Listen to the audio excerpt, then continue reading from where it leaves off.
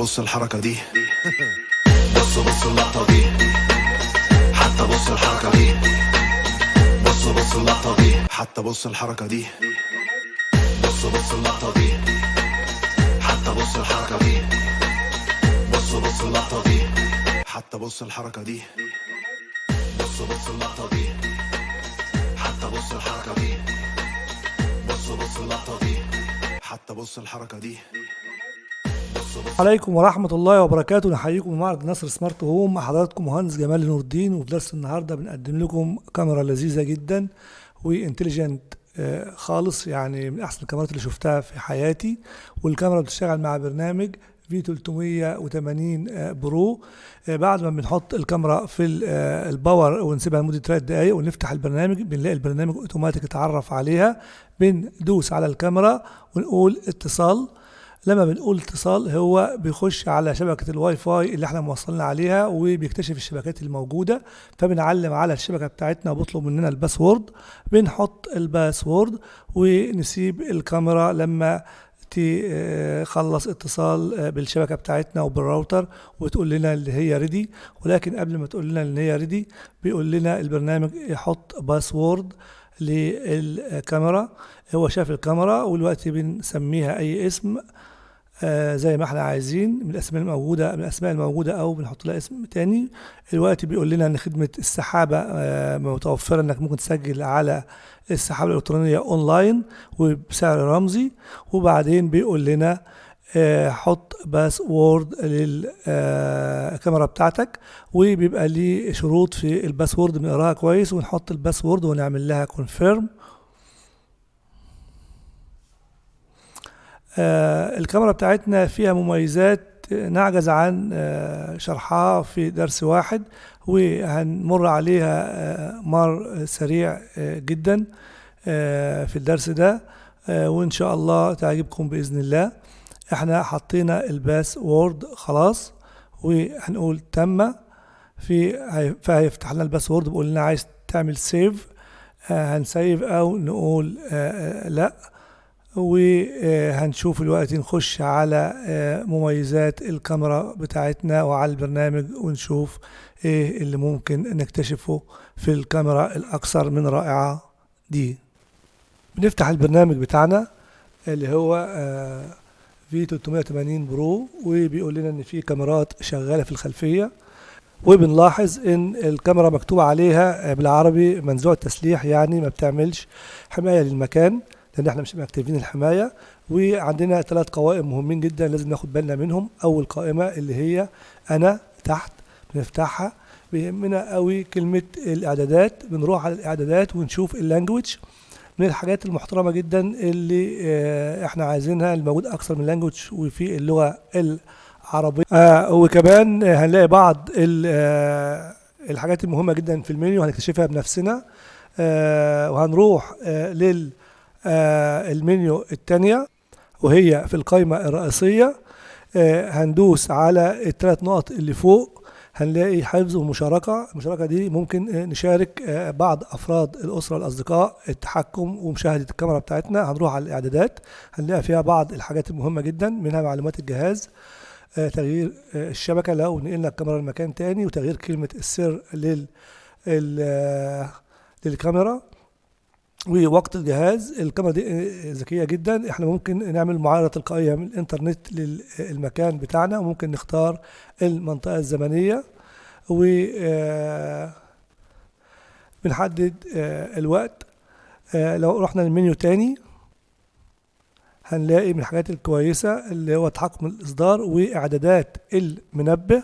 لو دوسنا على إعدادات المنبه وعملنا اكتيفيشن ليه، بنلاقي فتح تنبيه التنبيهات، ونلاقي فترة التنبيه، يعني ممكن من الساعة كذا للساعة كذا.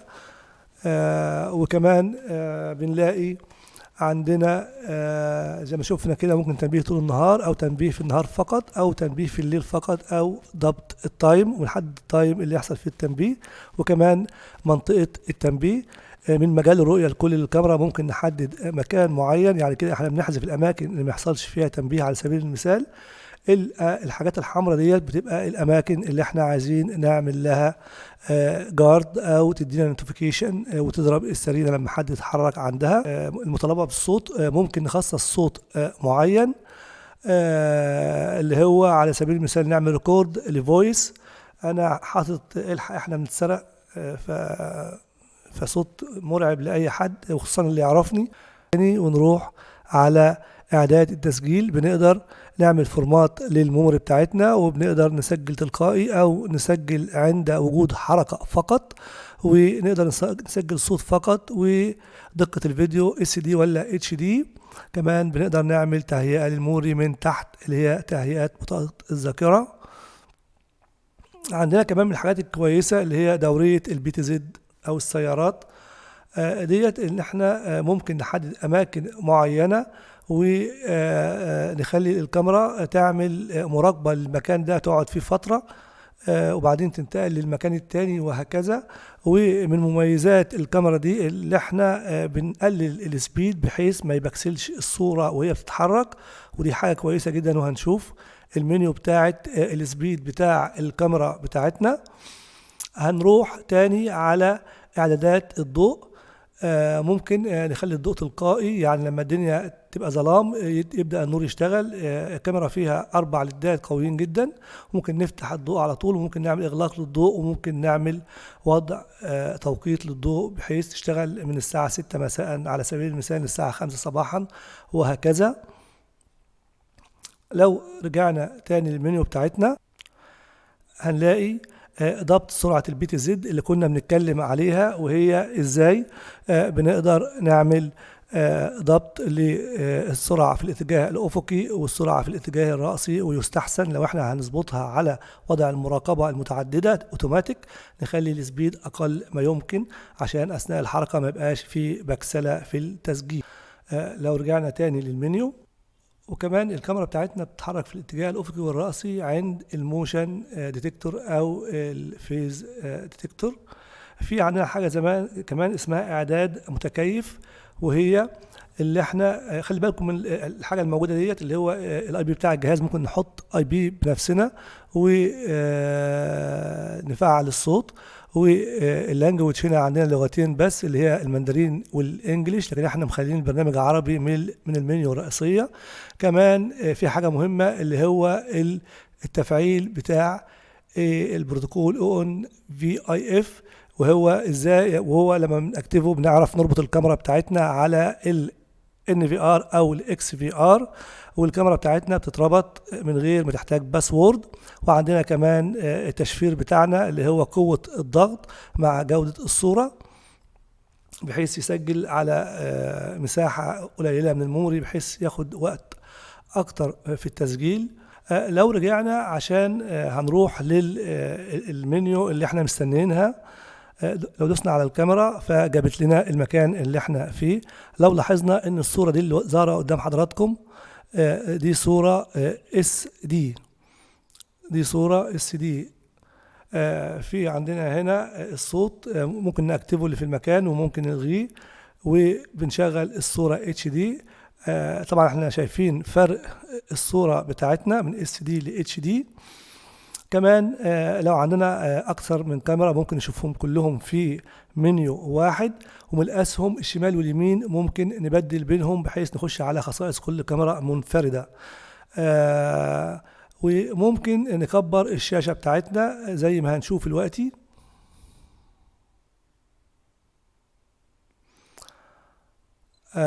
كبرنا الشاشة بتاعتنا فجايبة المكان العدسة الزاوية بتاعتها ممتازة جدا. ورجعنا تاني.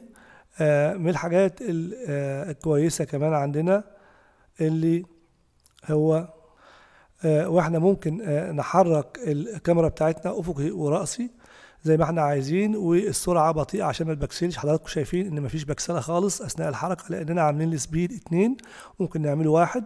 لو كبرنا السبيد هنلاقي في بكسلة، ولكن انا بفضل ان احنا نخلي السبيد اقل ما يمكن 2، ممتازة جدا. كمان ممكن لو شفنا حركة في المكان اللي احنا نضرب انذار. هو الانذار مش واضح لاني كنت عامل ميوت وانا بسجل. وكان بيقول الحق احنا بنتسرق. هنشوف تاني بعض المميزات. لو بصينا على تحت هنلاقي ممكن ناخد لقطة للشاشة، وممكن نعمل تسجيل على الموبايل، وممكن نعمل تحدث وحاجات كتير. لو دوسنا على المنيو اللي في الشاشة بتاعة الرؤية الفيو، بنلاقي حاجة اسمها الوضع المسبق، اللي هو احنا ممكن نحط اوضاع معينة بحيث الكاميرا تنتقل ليها تلقائي لما ندوس عليها. وانا حاطط 6 اوضاع. شوفوا حضراتكم الكاميرا بتتحرك تلقائي لما ادوس على وضع معين، ودي برضو من الحاجات الكويسة. مش محتاج ان انا امشي مانوال، ولكن لا، انا بحدد الاماكن بتاعتي وبدوس عليها والكاميرا بتروح لها وتظبط نفسها افقي ورأسي زي ما حضراتكم شايفين. وممكن نسمي الموقع المسبق ده من القلم اللي قدام ده اللي فوق على اقصى اليمين اعلى اليمين. كمان لو رجعنا للمنيو من السهم اللي تحت، نخش على المنيو تاني، هنلاقي التحكم في الضوء اللي تعرضنا له قبل كده في المنيو اللي قبل كده. ممكن نخليه تلقائي واغلاق الضوء او فتح الضوء. وافضل حاجة ان يبقى تلقائي، وممكن نحدد له وقت يشتغل فيه ويطفي فيه. عندنا عكس الحركة، لو احنا اضطرينا نركب الكاميرا بتاعتنا في وضع معكوس فممكن نعكس الرؤية من كلمة عكس. عندنا كمان حاجة محترمة جدا اللي هي كلمة المعايرة. لو احنا الكاميرا مش مبسوطين من الاتجاهات بتاعتها بنقول لها اعملوا معايرة، فبتعمل معايرة اوتوماتيك زي ما حضراتكم هتشوفوا. انا قلت اعملي معايرة، فهي بتعمل معايرة اوتوماتيك وهترجع للوضع بتاعها الرئيسي. احنا قلنا ان الكاميرا بتاعتنا بتتحرك مع الاشخاص افقي ورأسي، مش افقي فقط. ودي خاصية بنلاقيها في الكاميرات البي تي زد الحقيقة الكبيرة. وهنرجع تاني للمنيو نشوف ممكن نكتشف ايه. عندنا هنا اعدادات الصورة، ممكن نخلي الصورة تلقائي او الوان، والاتنين بيأدوا نفس الغرض. وممكن نخليها ابيض واسود، يعني تبقى زي ما احنا شايفين. فانا بفضل الوضع التلقائي.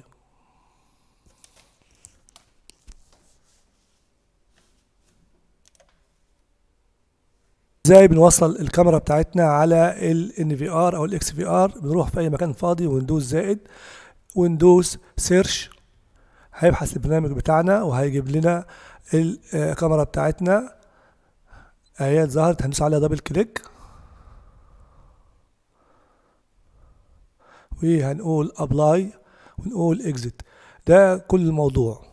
بصوا معانا كده، الكاميرا بتاعتنا اتضافت زي ما احنا شايفين، وعملنا تكبير للصورة ما شاء الله. وهنعمل بي تي زد موفمنت، هنحركها من خلال ال في ار.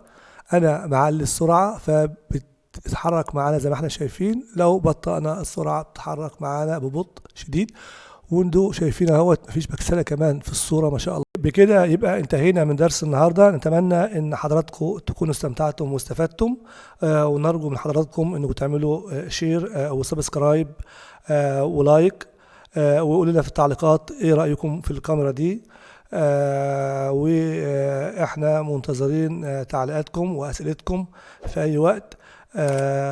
والى اللقاء في درس قادم، والسلام عليكم ورحمة الله وبركاته.